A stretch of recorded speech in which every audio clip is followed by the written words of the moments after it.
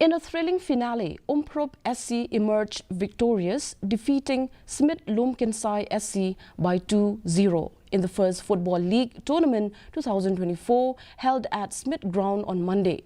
The match saw Umphrup SC dominate, with key players scoring crucial goals. As the champions, Umphrup SC took home a cash prize of 55,000 and the winner's trophy, while Smith Lumkensai SC received 25,000 as the runners-up.